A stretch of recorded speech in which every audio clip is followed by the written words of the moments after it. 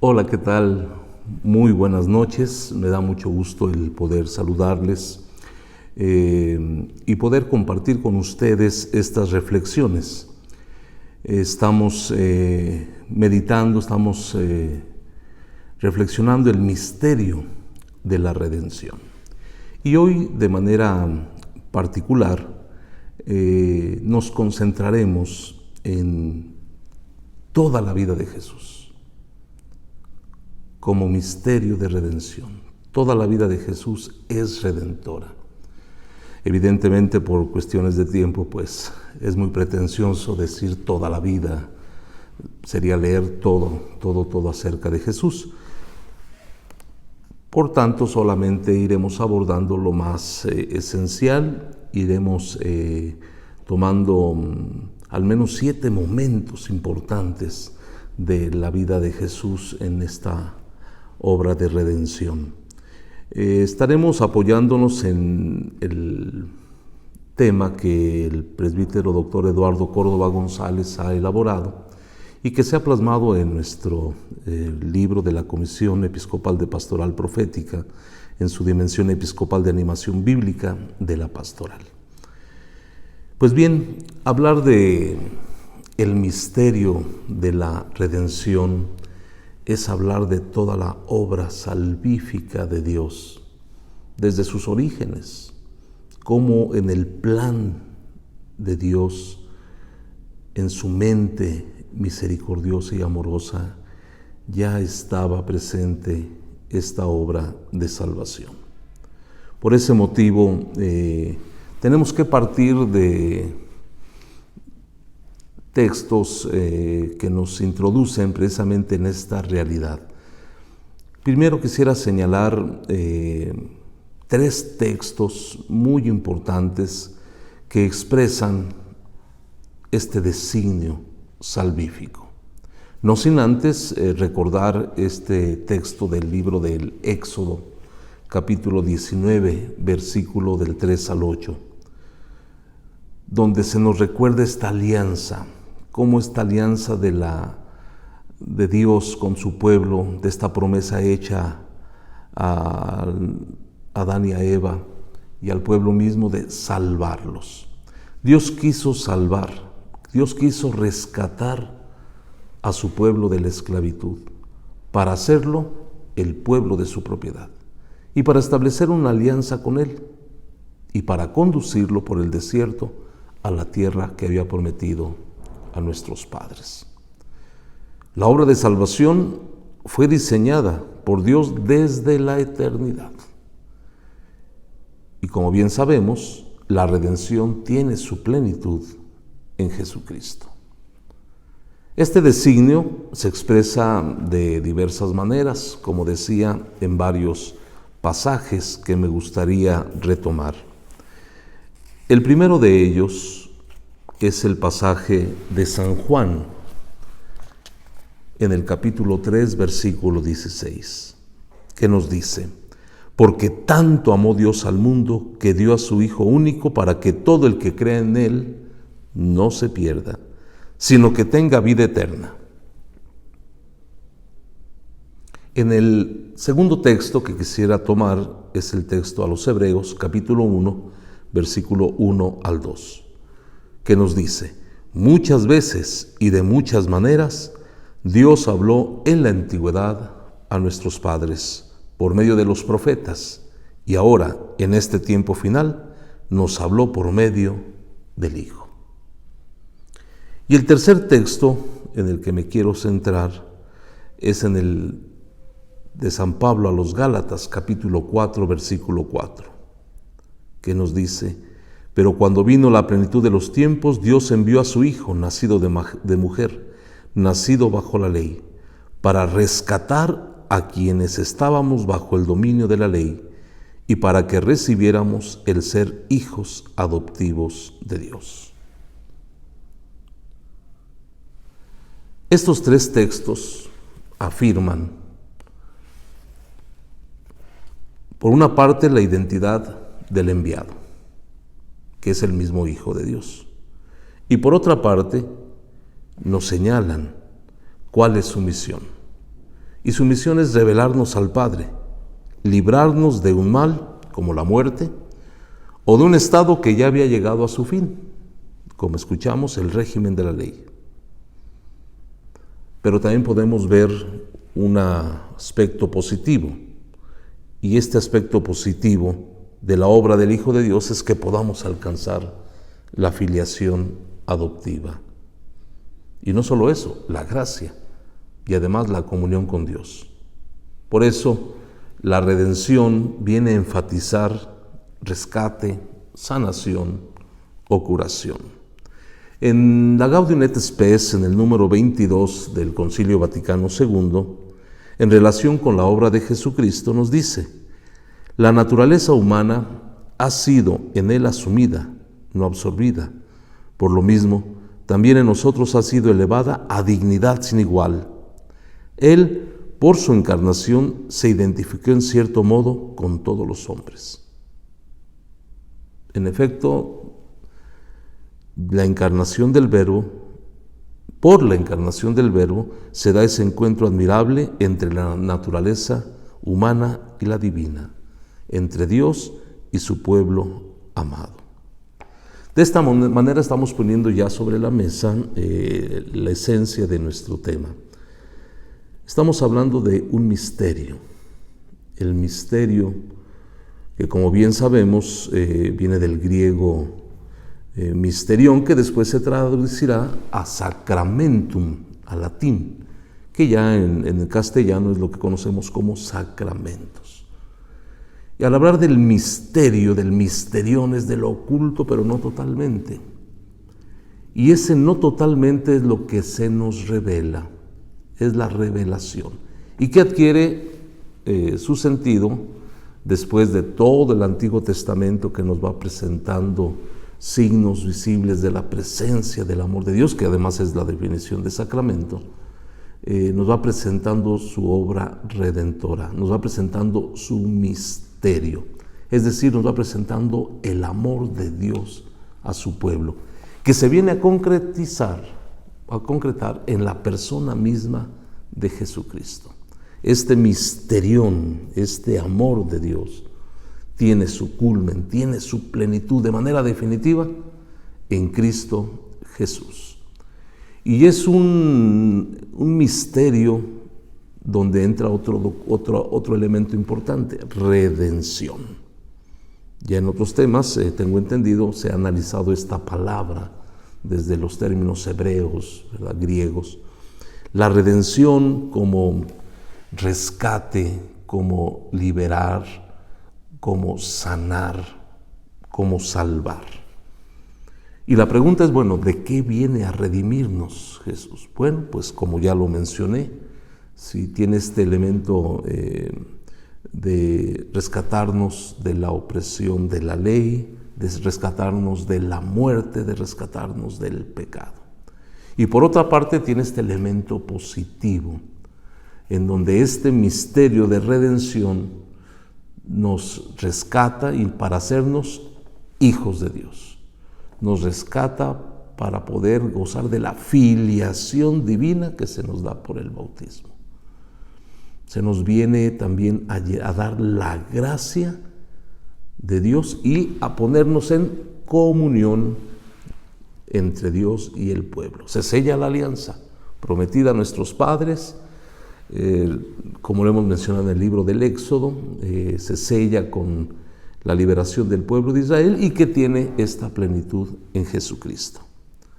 Por ese motivo, cuando nos planteamos el tema de cómo la vida de Cristo es redentora, es ir recorriendo algunos pasajes de la vida de Jesús, precisamente para descubrir esta plenitud del misterio de la salvación, para descubrir en toda la vida de Jesús, todo el plan de Dios como un mysterium salutis, como un misterio de salvación, como un signo, volviendo a la terminología, al significado, como un signo del amor de Dios que se hace patente en el misterio mismo de Cristo. Cristo, toda su vida es redentora. Ahora bien, habiendo ubicado nuestro tema en todo este proyecto divino y que ahora se concentra en la persona de Jesús, porque es la plenitud, obviamente, iremos viendo algunos pasajes de su vida. Por eso, qué importante es tener presente la encarnación, por un lado, y por otro lado, tener presente la Pascua de Jesús, su pasión, muerte y resurrección. Entre el misterio de la encarnación y el misterio pascual está la existencia terrena de Jesús, la cual ya es redentora. Por eso, toda la vida de Cristo es reveladora y es redentora.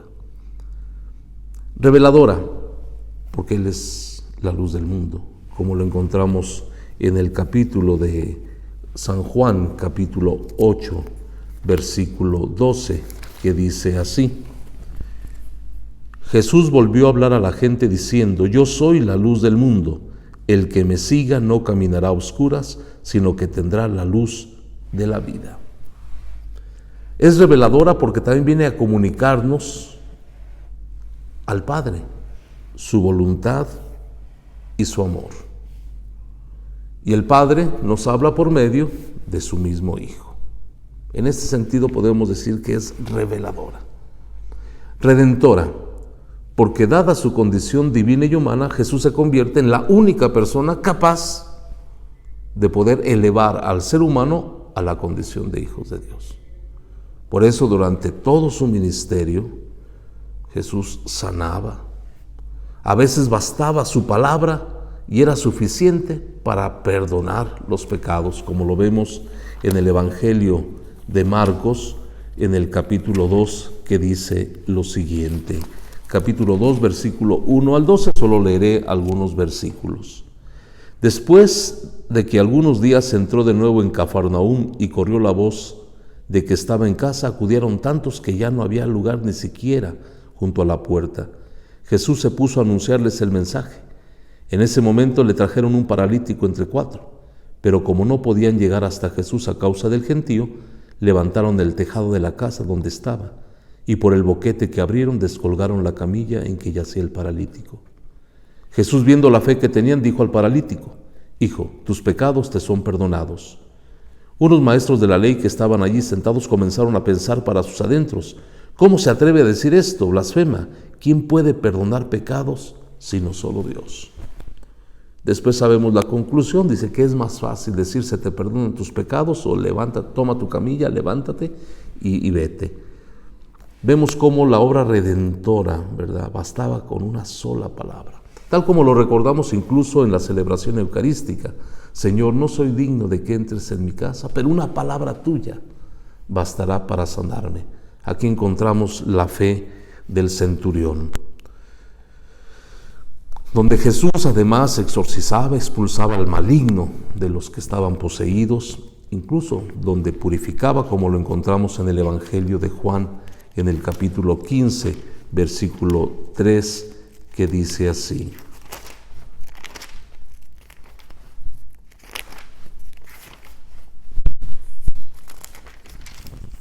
nos dice el capítulo 15, versículo 3: ustedes ya están limpios gracias a las palabras que les he comunicado. Permanezcan unidos a mí como yo lo estoy a ustedes. La palabra de Dios es purificadora. Incluso recordemos también cuando el diácono se acerca al sacerdote para proclamar el Evangelio, incluso después de leer el Evangelio, o la misma preparación que hace el sacerdote para proclamar el Evangelio. Dice: por esta palabra, por este Evangelio que será proclamado, se nos perdonen nuestros pecados, quedemos purificados. Vemos pues entonces que en la vida de Cristo todas sus acciones, sus dicta et facta, sus dichos y sus hechos son reveladores y son redentores.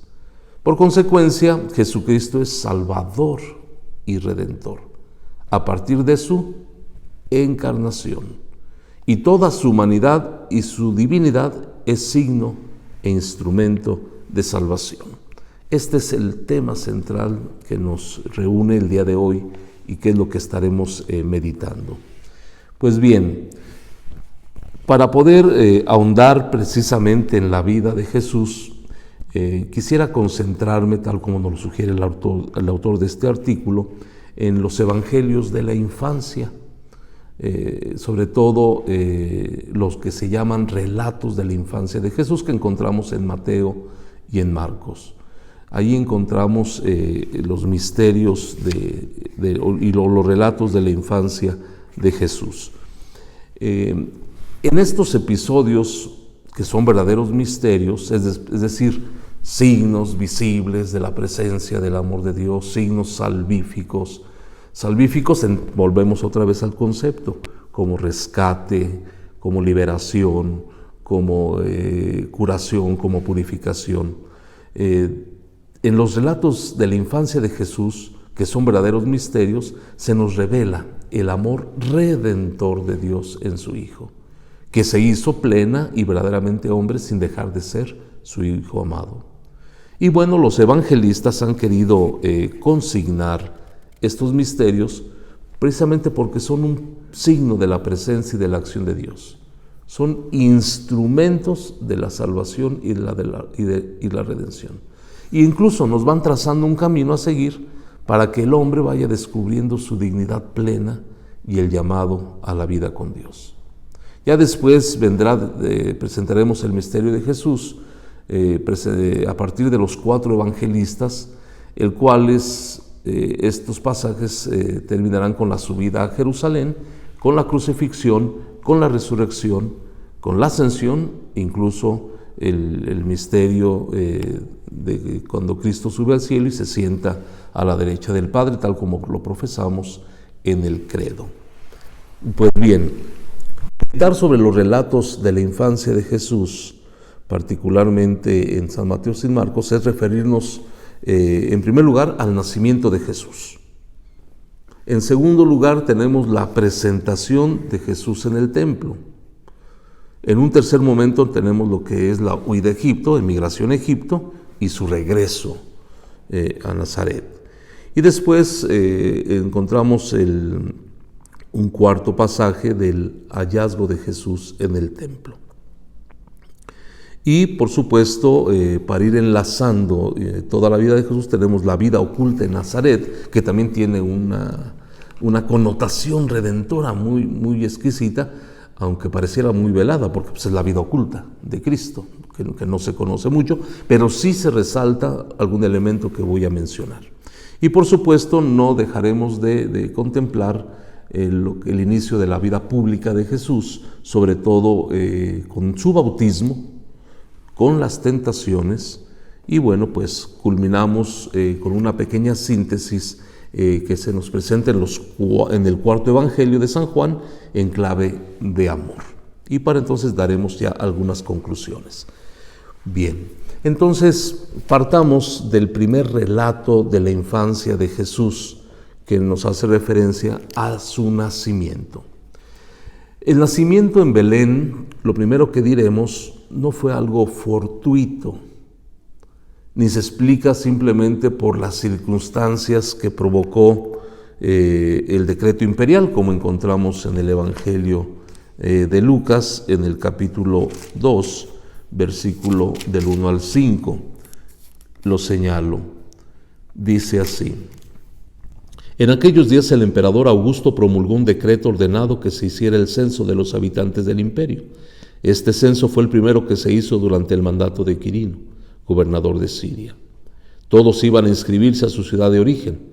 También José, por ser de la descendencia y familia de David, subió desde Galilea, desde la ciudad de Nazaret a Judea, a la ciudad de David que se llamaba Belén, para inscribirse con María su esposa, que estaba encinta.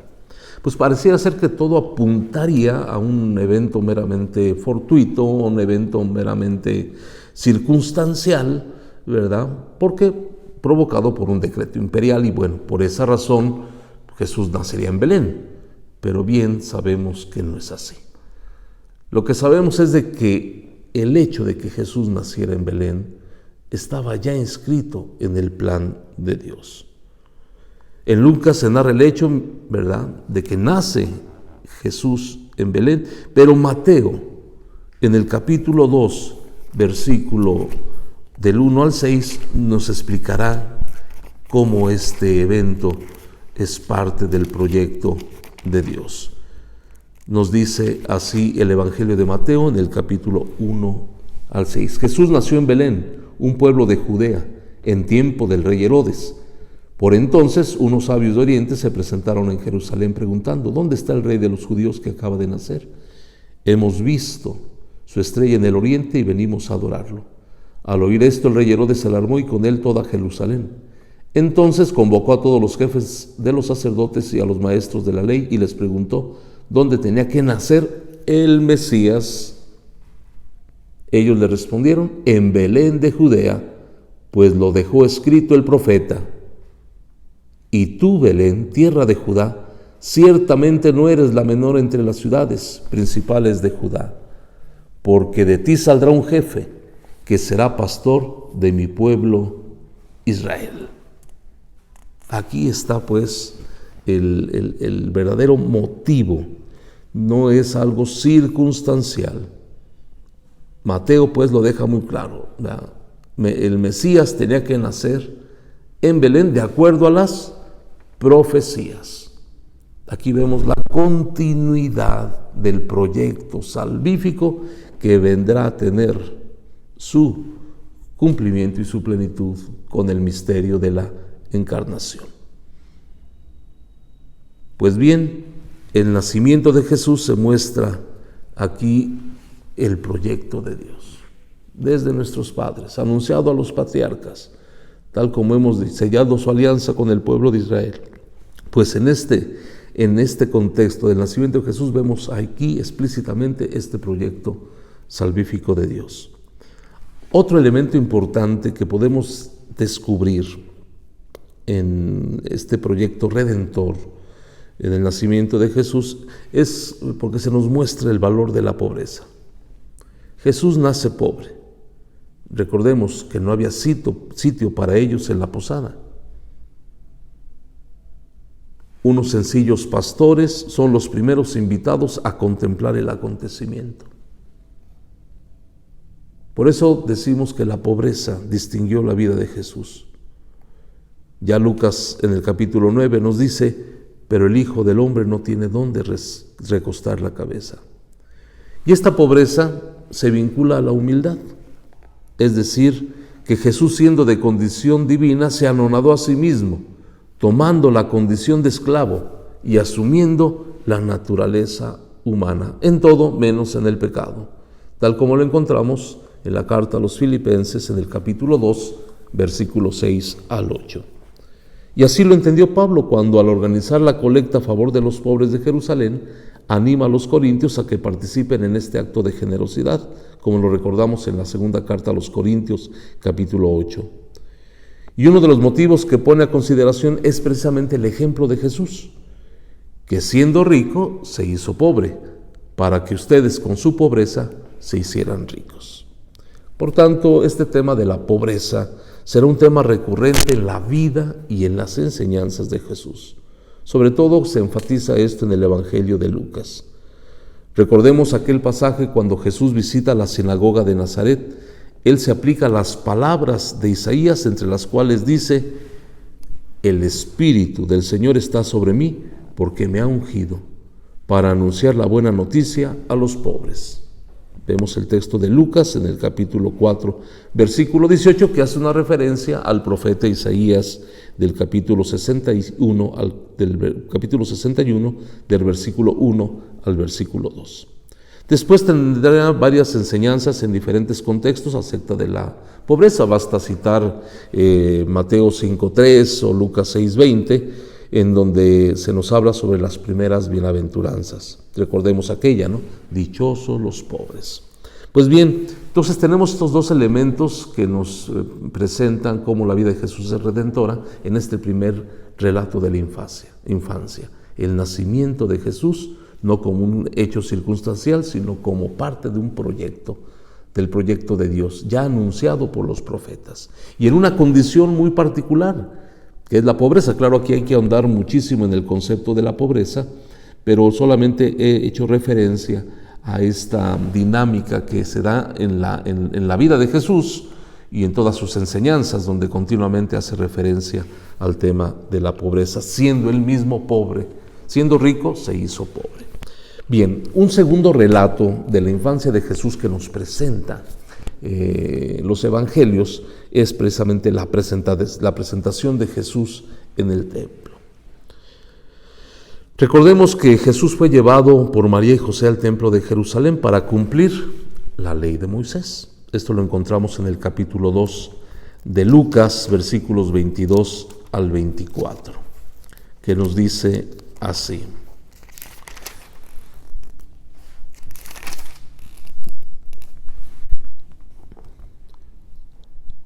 Había en Jerusalén un hombre llamado Simeón, hombre justo y piadoso que esperaba el consuelo de Israel. El Espíritu Santo estaba en él y le había revelado que no moriría antes de ver al Mesías enviado por el Señor. Vino pues al templo movido por el Espíritu.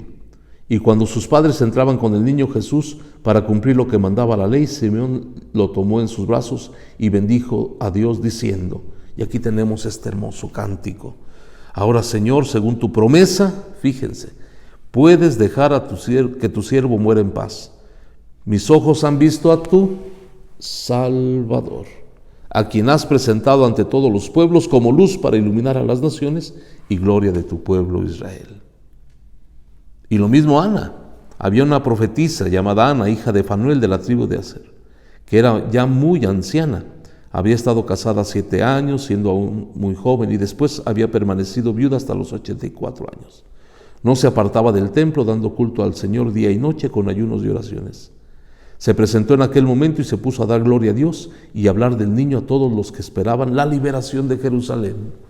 Había en la conciencia, pues, de estos dos varones, de estos dos personajes, Simeón y Ana, hombre y mujer, esta conciencia de la promesa de Dios. Y ellos representan al pueblo expectante, al pueblo que estaba ante la expectativa de la llegada del Mesías. Y dice el Evangelio, movidos por el Espíritu Santo. Ellos se dan cuenta, descubren que la promesa de salvación, la promesa de redención, se estaba realizando con ese niño que era presentado en el templo. ¿Sí? Pues bien, la presencia del niño en el templo convoca a Simeón y Ana, que recogen las auténticas expectativas mesiánicas de hombres y mujeres y reconocen en el pequeño niño Salvador que Él es luz de las naciones, pues viene a traer la redención. Esta presentación, en este segundo relato de la infancia de Jesús, es como la primicia y el anticipo de la entrega que Jesús hará de sí mismo en la cruz. Él se entrega libre y voluntariamente al sacrificio. Él dirá en San Juan capítulo 10, 18, nadie me la quita, sino que la doy voluntariamente. Tengo el poder para darla y para recobrarla de nuevo, refiriéndose a su propia vida. Ya en el Salmo 40 nos dice, no has querido sacrificio ni ofrenda, pero me has formado un cuerpo. No te agradaron los holocaustos ni los sacrificios por el pecado. Entonces dije, como está escrito en el libro acerca de mí, aquí vengo, oh Dios, para hacer tu voluntad. Como ven, este relato de la infancia tan sencillo va a recoger todas las expectativas mesiánicas de hombres y mujeres, y que además ese hecho trasciende, puesto que revela la entrega total, que será el culmen, que será la plenitud de la salvación, de la redención. Una entrega voluntaria. Yo he venido voluntariamente a dar mi vida y a recobrarla de nuevo, anunciando la resurrección. Es revelador, pues, este pequeño pasaje, pero que viene a sintetizar todo lo del Antiguo Testamento con todo lo que se proyectará en el Nuevo Testamento. Bien, pasemos a un tercer momento de la vida de la infancia de Jesús. Tenemos la huida a Egipto o la emigración a Egipto y su regreso a Nazaret. Aquí, ¿qué es lo que vamos a resaltar? En este texto vemos cómo Jesús, al asumir la condición humana, pues acepta ser víctima también de tantas injusticias, de celos de los poderosos, como lo expresa Herodes el Grande, en este pasaje del capítulo 2, versículo 13 al 33, que nos dice lo siguiente. Pero al oír que Arquelao reinaba en Judea como sucesor de su padre Herodes, tuvo miedo de ir allí. Entonces, avisados en sueños, se retiró a la región de Galilea y se fue a vivir a un pueblo llamado Nazaret. De esta manera se cumplió lo anunciado por los profetas, que sería llamado el Nazareno.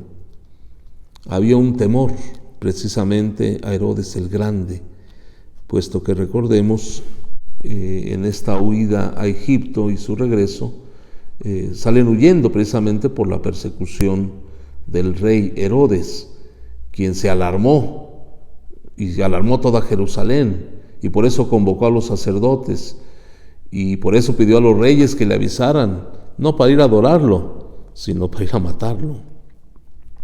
Jesús será pues víctima de estas injusticias y celos de poderosos, pero bien sabemos, el plan de Dios estaba en plenitud.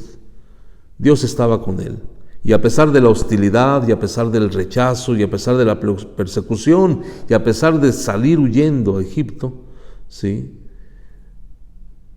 Recordemos que esto será parte de la vida de Jesús, de todo su ministerio. Ya en los años públicos de Jesús, recordemos continuamente, los escribas, los fariseos, los sacerdotes estaban buscando cómo matarlo, ya no cómo atraparlo, sino cómo matarlo.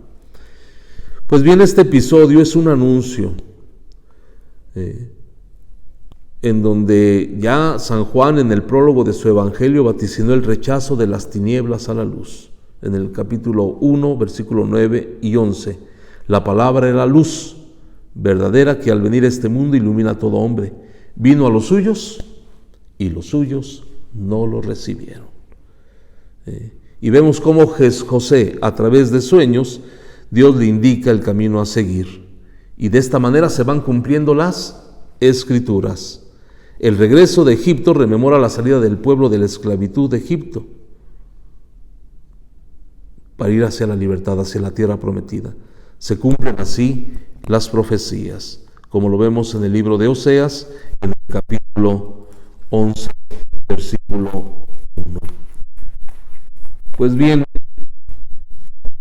con esta reflexión estamos viendo el cumplimiento de las Escrituras, lo anunciado por los profetas, el proyecto de Dios anunciado a los patriarcas, que se va manifestando a través, en concreto, del Éxodo, de esas alianzas y en muchos otros acontecimientos, va adquiriendo su plenitud en estos relatos tan sencillos de la infancia de Jesús, pero tan profundos, porque van uniendo precisamente el Antiguo con el Nuevo Testamento y lo van lanzando precisamente al cumplimiento pleno. Ya el hecho mismo de la encarnación de Cristo ya es plenitud. Y cada momento no es fortuito, volvemos, no es circunstancial. Tenía que suceder para que se cumplieran las profecías. Y de esta manera se cumplen las profecías, puesto que se alude al nuevo y definitivo libertador y redentor, y tenía que ser de esta manera. Pasamos al hallazgo de Jesús en el templo. Bueno, también quisiera decir, el regreso de Egipto, ya lo mencioné, rememora la salida del pueblo de la esclavitud hacia la libertad. El hecho de que Jesús regrese a Nazaret, se cumplen las Escrituras, y entonces estamos hablando ya de liberación, estamos hablando ya de la tierra prometida. Se alude pues definitivamente y de manera nueva la presencia de Jesús como libertador y redentor que regresa a su pueblo. Bien, el hallazgo de Jesús en el templo Este episodio que es narrado por Lucas es el único que presenta una palabra de Jesús en su etapa de su vida oculta. De hecho, es como un anticipo de su obra. Anticipa lo que Jesús hará en su ministerio. Se entregará a la gran obra de anunciar la buena noticia de la llegada del reino, que incluso va más allá de vínculos familiares. Y más allá de estos vínculos familiares, lo que prevalece es la voluntad del Padre, que lo envió con la misión de redimir a todos, de congregar a los hijos dispersos en la gran familia de los hijos de Dios. Recordemos este pasaje. Jesús, al ser encontrado por María y José, él estaba conversando con los maestros de la ley. Tenía 12 años. Ya Jesús era considerado como un mayor de edad. Y al perdérsele ante la vista de sus padres de manera angustiosa lo buscan y por fin lo encuentran después de algunos días. Y al encontrarse viene este diálogo que es muy revelador. Pareciera ser un diálogo ingrato, ¿no? O sea, ¿por qué me están buscando? ¿Por qué me buscan? ¿Qué no saben que estoy en las cosas de mi Padre? Pareciera ser una respuesta ante la pregunta de María, ¿por qué nos has hecho esto? Pero recordemos, este pasaje también nos va a revelar la obra redentora de Jesús, ya que Jesús en su respuesta manifiesta que por encima de todo está su disponibilidad para dejarse conducir por los designios del Padre. Este episodio anticipa lo que Jesús hará en su ministerio. Ya lo decía yo, se entregará a su obra redentora, de anunciar la buena noticia, de anunciar la llegada del reino. Y más allá de ser su madre o ser su padre, María y José, si más allá de estos vínculos familiares, subraya que ante todo está la voluntad de su Padre. No es una grosería contra María y José. De hecho, ellos lo sabían en su corazón. Dice el Evangelio, y María guardaba todas estas cosas en su corazón. Sabía, al igual que San José, lo que Jesús les quería decir. Y será enseñanza para todos, ¿sí? Y expresa pues que Él viene a hacer la voluntad del Padre. Y es lo que va a marcar todo su ministerio. Y que lo envió con la misión de redimir a todos, de congregar a los hijos dispersos en la gran familia de los hijos de Dios. Esta es la belleza de estos relatos de la infancia de Jesús, que nos revelan cómo la vida de Jesús es redención. Todo está marcado con el único objetivo de llevar a la plenitud la promesa hecha por Dios a su pueblo. Y bueno, pues después de estos relatos de la infancia de Jesús nos encontramos con la vida oculta en Nazaret. Después del episodio en el templo de Jerusalén, Jesús regresó a Galilea, en Nazaret, y vivía sujeto a María y a José.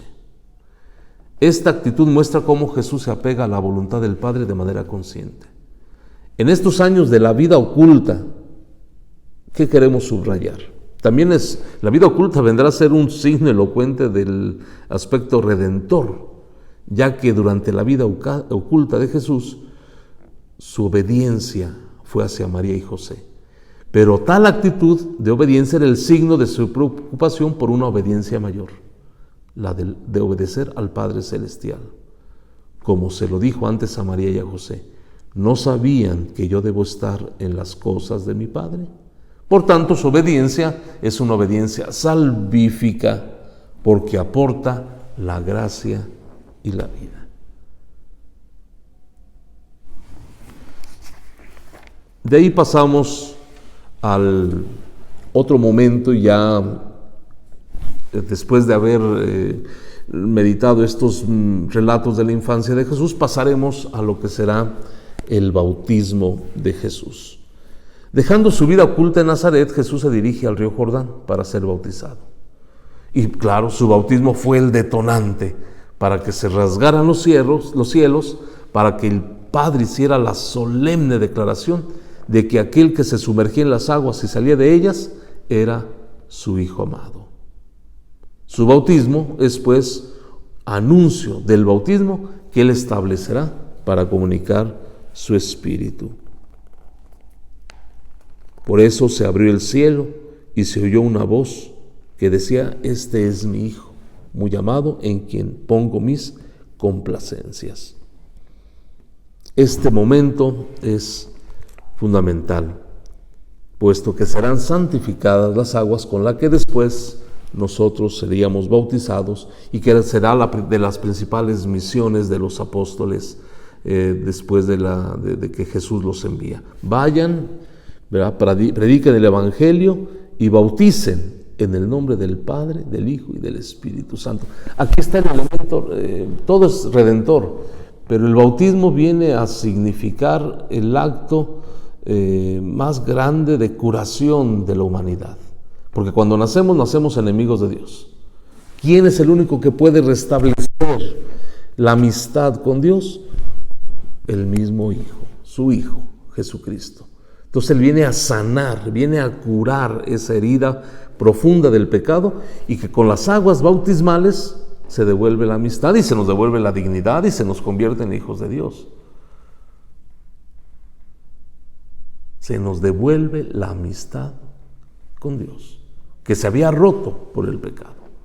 Este es el aspecto redentor, la sanación, el rescate, la liberación. Por eso el sumergirse, baptisein, el sumergirse en las aguas, era un signo de purificación y de renovación total. Claro, en este proceso de reflexión sobre la vida de Jesús como redención, no podemos hacer a un lado el tema de las tentaciones. Hay muchos elementos, insisto, quizás fue muy prometedor el título, no decir toda la vida de Jesús, analizar toda la vida de Jesús. Bueno, estamos tocando algunos elementos muy importantes y hemos querido centrarnos en estos rasgos de la infancia de Jesús y en estos dos momentos, como es el bautismo y como son las tentaciones. Las tentaciones. En las tentaciones que Jesús aceptó en el desierto, Él retoma la experiencia del pueblo de Israel que caminó durante 40 años por el desierto. Recordemos cómo el pueblo de Israel, a lo largo de este peregrinar por el desierto, pues vemos con frecuencia un pueblo rebelde y dado a la murmuración. Jesús supera, por supuesto, todas estas pruebas y nos demuestra que es posible vencer las insidias del enemigo, sobre todo apoyándose en la palabra misma de Dios. Jesús supera las pruebas y se convierte para nosotros en modelo, pues ya que por Dios estamos llamados a superar todo tipo de mal y de esta manera poder participar de la comunión con Dios, porque este es el elemento también redentor, volver a entablar esa comunión, pero para eso tenemos que vencer el mal del cual también fuimos rescatados. Y Jesús, en este momento de su vida donde sufre las tentaciones, nos recuerda que por Él podemos todo superarlo. Por eso es interesante la oración del Padre Nuestro, lo que nos enseñó Jesús. Al final nos dice: no nos dejes caer en la tentación y líbranos de todo mal. Y es muy elocuente la oración de la Eucaristía. Disculpen, hago muchas referencias a la Eucaristía porque la Eucaristía pues es la fuente y culmen de la vida cristiana. Es el momento, es el testamento del amor de Dios, es el memorial del hecho redentor y salvífico, no como un simple recuerdo, sino como una actualización de la redención de Cristo, donde anunciamos su muerte, proclamamos su resurrección y decimos: ven, Señor Jesús. Por eso el sacerdote nos dice: este es el misterio de nuestra fe, o sea, este es el misterio de la redención, que se da en Cristo y que lo celebramos en la Eucaristía. Por eso creo que mis referencias a la Eucaristía son fundamentales. Y les decía en la oración, después de que el sacerdote nos presenta a Jesús Eucaristía, Y después del Padre, más bien después del Padre Nuestro, le decimos: líbranos, Señor, de todos los males. Y concédenos la paz en nuestros días, para que, ayudados por tu misericordia, vivamos siempre libres de pecado y protegidos de toda perturbación, mientras esperamos la venida gloriosa de nuestro Salvador Jesucristo. Cada palabra, cada oración tienen este sentido de redención. Es salud para el alma, es redención, es liberación. Por eso se le llama Mysterium Salutis también.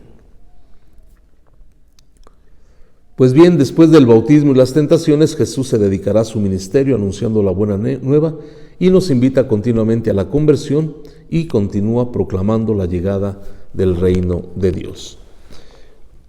Y para ir concluyendo, quisiera ahora concentrarme en el cuarto evangelio, en el evangelio de San Juan, donde un elemento central de este evangelio, donde nos presenta la vida de Jesús como una vida de redención, lo hace en clave de amor. San Juan enfatiza pues el amor de Dios en el origen de la redención. El cuarto evangelio, el último en ser escrito, aporta con toda claridad esa valiosa revelación. En la fuente de la redención están las entrañas de misericordia, de fidelidad y de amor del Padre Celestial. Recordemos aquel bello pasaje en esa conversación que tuvo Jesús con Nicodemo, de una manera en que Jesús expresa esto que estamos afirmando. Porque tanto amó Dios al mundo que dio a su Hijo único para que todo el que crea no se pierda, sino que tenga vida eterna. Juan capítulo 13, versículo 16. En la primera carta de San Juan también, en el capítulo 4, versículo 8, esto no lo podemos olvidar, este texto: Dios es amor. Deus caritas est. Dios es amor. Y por eso se explica el envío del Hijo a favor de la humanidad, por amor. Ahora bien, al ser Jesús expresión del amor del Padre, también Jesús actúa movido por el amor. Amor hacia su Padre, como lo vemos en el Evangelio de San Juan, capítulo 14, versículo 31, y el amor a toda la humanidad, a los hombres y mujeres, como lo vemos en diferentes textos de San Juan, capítulo 10, versículo 11, o en la primera carta de San Juan, el capítulo 3, versículo 16, o en el libro del Apocalipsis, en el capítulo 1, versículo 5. Y tiene una especial relevancia el texto que marca el inicio de la segunda parte del cuarto evangelio, el llamado libro de la hora o libro de la glorificación. Esto lo encontramos en San Juan capítulo 13, versículo 1, que nos dice lo siguiente: antes de la fiesta de Pascua, sabiendo Jesús que había llegado su hora de pasar de este mundo al Padre, Él, que siempre había amado a los suyos, que estaban en el mundo, los amó hasta el extremo. Este elemento no podíamos soslayarlo. Es un elemento que nos presenta el cuarto evangelio y que nos habla del amor redentor de Jesús. Por eso toda la vida de Jesús de redención fue en clave de amor, de un amor a los suyos, y ese amor llevado hasta el fin, hasta el extremo, hasta el límite, y queda patentado, en su entrega, en su pasión y su muerte, y se nos presenta como el mejor amigo. Y nos dice San Juan en el capítulo 15, ya amaba a los suyos desde antes, y por ese amor hizo el bien a todos. San Pablo lo afirmará en esta hermosa carta, en los Hechos de los Apóstoles, diciendo, Hechos de los Apóstoles, capítulo 10, versículo 37 al 38. Ustedes saben lo que sucedió en toda Judea, comenzando por Galilea. Después del bautismo que predicaban Juan, Dios ungió con el Espíritu Santo y poder a Jesús de Nazaret, que pasó haciendo el bien y sanando a todos los que estaban oprimidos por el diablo, porque Dios estaba con él. el amor fue el motivo y fundamento de su obra redentora desde la encarnación. Pues bien, queridos amigos, hemos dado un repaso a la vida de Jesús, concretándolo en estos 7 momentos, ¿no? Desde el nacimiento de Jesús, la presentación de Jesús en el templo, la huida de Egipto y su regreso, Jesús cuando es hallado en el templo, este pasaje, estos momentos de la vida oculta que se centran en la obediencia de Jesús a sus padres, pero como una preparación a obedecer fielmente a su Padre como un bien mayor. Y tenemos el tema del bautismo de Jesús y por supuesto el tema de las tentaciones, que después vendrán a resumirse en el 4º Evangelio con San Juan, poniendo en clave de amor toda la obra redentora de Jesús. Yo creo que y espero que nos sirva para continuar reflexionando en este mysterium salutis, en este misterio de la redención, que es lo que nos congrega en estas temáticas que estamos llevando a cabo y que espero sean de gran utilidad para poder seguir reflexionando, sobre todo valorar nuestra fe y poner nuestra vida también en clave de redención. Les agradezco mucho y espero haber sido de ayuda y que estas reflexiones sean de gran utilidad para nuestra vida de fe. Que pasen buena noche.